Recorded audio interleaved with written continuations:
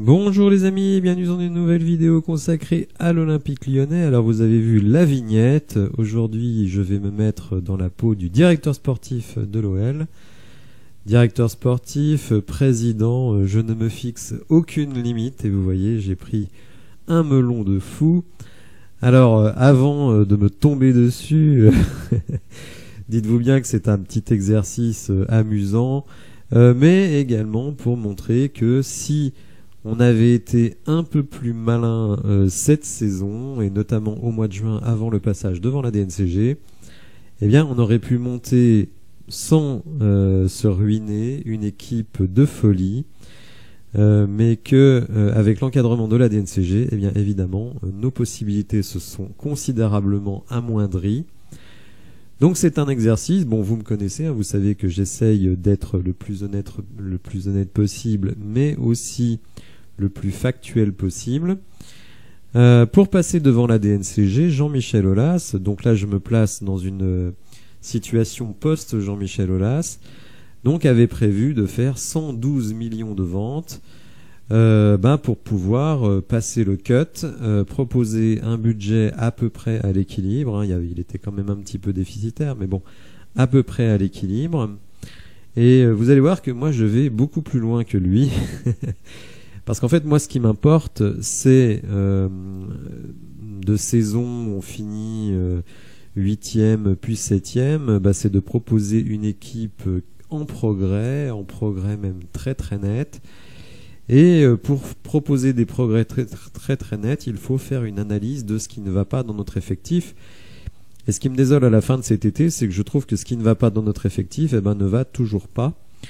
Et notamment ce milieu de terrain que je considère comme extrêmement léger pour avoir des ambitions réelles. Donc ma priorité dans le mercato aurait été de considérablement améliorer le milieu de terrain, à la fois en expérience, en densité athlétique, mais aussi en qualité. Mais évidemment, il y avait d'autres postes à améliorer, donc notamment le latéral droit, la défense centrale et le niveau offensif. Donc je vais vous présenter mon plan. Donc vous l'avez vu dans le titre, 142 millions de ventes. Certains, on va dire, se rangent du côté de la tactique Textor en disant on garde nos meilleurs joueurs. Alors moi je n'ai pas tellement cette vision, tout simplement parce que ceux qui sont désignés comme les meilleurs joueurs, pour moi, ne sont pas des joueurs irremplaçables.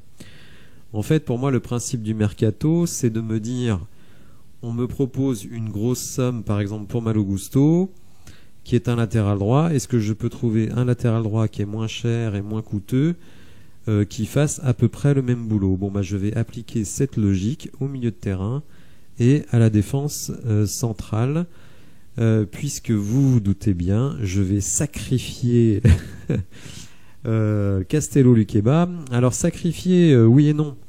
Ce qu'il faut savoir, c'est que dans le budget présenté par l'Olympique Lyonnais pour l'OPA qu'a réalisé John Textor, l'Olympique Lyonnais a écrit, je dis bien écrit noir sur blanc, que l'objectif du club avec les jeunes joueurs, c'était de les faire jouer 2 ans avant de les vendre pour faire des plus-values.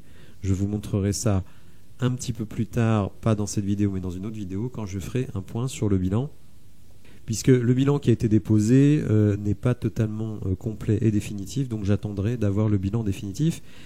Et bon, en gros, dans un club comme l'OL qui n'est pas qualifié pour la Coupe d'Europe, on peut tout à fait comprendre qu'un Luqueba, après 2 ans de titularisation, il ait envie de passer un palier. Et donc moi je n'aurais absolument pas retenu Luqueba, mais il n'y a pas que lui que je n'aurais pas retenu. Et donc, je vais arrêter de jacter et vous proposer mon équipe, non sans vous avoir dit que demain, je vais publier une vidéo où je vais vous présenter mon dispositif pour la Ligue 1 et la Coupe de France cette saison. Et j'aurai besoin de vous.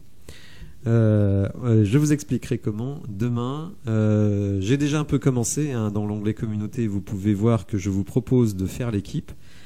Alors avec certains présupposés, alors on va me dire oui mais tu devrais proposer plus de présupposés, mais ce qu'il faut savoir c'est que dans les sondages je ne peux faire que 5 propositions. Donc ça me limite. Si je pouvais en faire plus, j'en ferais plus, mais je ne peux pas. Je suis limité à 5 propositions. Donc demain, je vous présenterai mon dispositif. Donc on va passer aux ventes et aux achats, parce que évidemment, il y aura l'un et l'autre. Et vous allez voir que même en faisant un bénéfice de 100 millions sur les ventes, sur les transferts, on arrive à monter une équipe de folie. Alors, si j'étais président, directeur sportif de l'Olympique Lyonnais, je faisais pour 142 millions de ventes et une économie d'environ 16 à 17 millions sur les salaires. Donc, Malo Gusto, c'est fait. Ce qui est intéressant avec les joueurs qui ont réellement été transférés, c'est qu'on ne pourra pas me dire tu inventes des valeurs pour améliorer ton bilan. Non, non, ça ce sont les valeurs réelles. Il y a quelques valeurs autres, mais j'ai toujours pris la fourchette basse des valeurs qui étaient sur des sites comme Transfermarkt ou SofaScore. Donc Malo Gusto 35, Romain Fèvre 15, Oscar Char 5, Thiago Mendes 4, Castello Luqueba 35. On va me dire, ouais, mais si tu l'avais vendu au mois de juin, tu n'aurais pas vendu 35, etc. Mais je serais allé devant la DNCG en lui disant, je vais vendre Castello Luqueba. Et vous allez voir que finalement, qu'ils partent à 25, 30 ou 35, ça ne change pas tellement la globalité du truc. Johan Le Penant 8, donc je l'aurais fait avant les matchs amicaux, hein, comme ça il avait encore une petite valeur. Là, après les matchs amicaux, et le début de saison, je pense qu'il vaudra plus 8, il vaudra la moitié. Diomandé 8, mais j'ai marqué ici promotion d'Abdoulaye Ndiaye, donc je n'aurais pas du tout vendu Abdoulaye Ndiaye. Je l'aurais mis dans la rotation avec Diomandé. Tagliafico, l'intérêt de Tagliafico, bon, c'était de récupérer à peu près 5, donc ce qu'on avait mis sur lui, mais surtout d'économiser 4,55 millions de salaire, sachant qu'en plus, je crois qu'il a une prime annuelle de 900 000 euros. Donc on est quasiment à 5,5 millions. Toko Ekambi 3, donc 1,53 de salaire. Maxence Cacré 20 millions. Il faut savoir que sur la plupart des sites, il est plutôt évalué à 25. Donc, vous voyez, moi je le vends, je fais une prévision à 20. Si je peux le vendre 25, je vais le vendre 25, mais je fais une prévision à 20. Il faut se souvenir quand même qu'il a fait une très bonne fin de saison, ce qui aurait sans doute permis de le vendre au moins 20 millions, et donc 3,36 de salaire. Et Habib Keïta, 1 million, ça c'est la valeur réelle. Donc on arrive à 142 millions de ventes et 17 millions de salaires. Alors avec tout ça, qu'est-ce que j'aurais fait en achat? Alors vous voyez, 6 joueurs. En fait, je dis toujours, ceux qui sont contents que l'on n'ait pas vendu nos meilleurs joueurs, c'est parce qu'ils mettent sur le terme meilleurs joueurs des joueurs qui pour moi ne sont pas des joueurs indispensables. Donc j'ai parlé de Luqueba, j'ai parlé de Cacré. Et donc moi, mon intérêt et mon envie, c'est vraiment d'améliorer l'équipe en prenant des mecs qui vont vraiment nous apporter un plus par rapport à la situation antérieure. Parce que moi, je ne me satisfais pas de la deuxième partie de saison. Je trouve qu'elle est plutôt pas mal au regard de l'effectif, mais je ne suis pas du tout sûr que vous jouez toute une saison avec ce groupe-là et vous faites troisième. Je suis allé des joueurs que vous connaissez, c'est déjà pour certains parce que je les ai déjà présentés à plusieurs reprises. Si vous ne les connaissez pas, allez voir les vidéos. Là, les valeurs sont réelles, hein, puisque j'ai pris les valeurs réelles de transfert et les salaires. Donc évidemment Elias Kiri, hein, donc qui serait arrivé gratuitement, hein, 0 de transfert. Il faut savoir que son précédent salaire était de 1,7 million. Et donc là, j'ai mis 3,5 millions progressifs, c'est-à-dire que je lui propose 3,5 millions la première saison et une augmentation de salaire, par exemple, en cas de qualification pour la Ligue des Champions. Xavi Galan, donc, qui lui, 28 ans, latéral gauche, donc pour remplacer Tagliafico, il a été transféré pour 5 millions. Il avait un salaire de 1,5 million, donc je lui double son salaire, sachant qu'il a signé à l'Atlético Madrid. Vous allez me dire, ouais, mais il serait jamais venu à Lyon. Oui, non, mais d'accord. Mais si je lui dis, on va avoir Skiri et les autres de l'équipe, peut-être qu'il serait venu. Ça, on ne peut pas savoir. Clinton Mata, c'est bien, c'est notre meilleur recrutement pour le moment. Donc, j'aurais validé ce recrutement qui était déjà prévu dès le début du mois de juin. Alors là, Donny van de Beek, parce que moi je suis un fan de Donny van de Beek, donc qui joue actuellement à Manchester United, qui a explosé à l'Ajax d'Amsterdam. Pour ceux qui ont vécu l'explosion de Donny van de Beek, le mec est un phénomène. Alors depuis, il s'est un peu perdu. À l'Ajax, il n'est pas dans les plans. À Manchester United, il n'est pas dans les plans du coach Erik ten Hag, qui l'a pourtant eu à l'Ajax. Mais bon, en gros, Manchester United ne croit plus en lui. Bon, il faut dire aussi qu'ils ont des Casemiro, des Bruno Fernandes. Évidemment, pour Donny van de Beek, c'est difficile de se faire sa place. Donc 15 millions de transferts, hein, il est évalué même à un petit peu moins sur SofaScore, et c'est là où évidemment c'est très difficile. Un salaire de 7 millions, hein, qui est absolument colossal, c'est à peu près ce que touche Lacazette si on inclut les bonus. Mais je lui aurais proposé une renégation progressive. C'est-à-dire, en gros, il lui reste 2 années de contrat, hein, jusqu'en 2025. Donc moi, je lui dis, écoute, on te devrait 14 millions sur les 2 années qui viennent. On te propose 5 millions, mais sur 5 ans. Donc ça l'amène à 31 ans. Je dis pas que ça aurait marché, mais en tout cas, c'est ce que je lui aurais proposé. En plus, chez nous, il était quasiment certain d'être titulaire. Keito Nakamura, donc 23 ans, ailier gauche, 10 millions, hein, je crois qu'il va signer à Reims. Hein, rendez-vous compte quand même que Reims peut faire Nakamura et nous on ne peut pas. Et environ 2 millions de salaire. Il vient de Lask en Autriche et je pense qu'il a beaucoup moins que 2 millions. Et de toute façon, je ne pense pas que Reims lui donne plus de 2 millions. Pour remplacer Lukeba, Sam Bekema, donc que vous ne connaissez sans doute pas, que j'ai recruté, si on peut dire, sur de la data. On va regarder rapidement les caractéristiques de ce joueur. Donc défenseur central néerlandais, 1m88, gaucher. Hein, donc, de ce point de vue-là, il remplace parfaitement notre ami Castello Lukeba. Moi, je l'ai évalué à 7 millions, tout simplement parce qu'il vient de signer à Bologne pour un transfert de 7 millions. Vous voyez, sa valeur SofaScore, c'était 5 millions. Donc, joueur à mon avis très intéressant, qui a mis des buts de la tête, notamment sur coup de pied arrêté. Vous voyez, en termes de précision, on est du haut de gamme, hein, 88% dans total, 94% dans son camp, 79% dans le camp adverse et 52% sur les passes longues, en réalisant 4 par match. Donc ça, c'est quand même très très bien. 8 clean sheets, hein, et vous voyez dans les duels, le gars est un monstre, hein, 60% dans les duels globaux, 58% au sol et 62% dans les duels aériens. Donc vous voyez ici Bologne 7 millions. Donc un joueur jeune, hein, donc qui potentiellement, s'il explose, peut prendre énormément de valeur, avec un salaire modeste, hein, puisqu'il signe à Bologne, il vient de l'AZ Alkmaar, donc tout à fait dans nos prix. Donc vous voyez 42 millions de transferts, donc un delta de plus 100 millions. Par contre, un peu plus de salaire. Si c'est pas possible au niveau des salaires, eh bien tout simplement, je garde Maxence Cacré.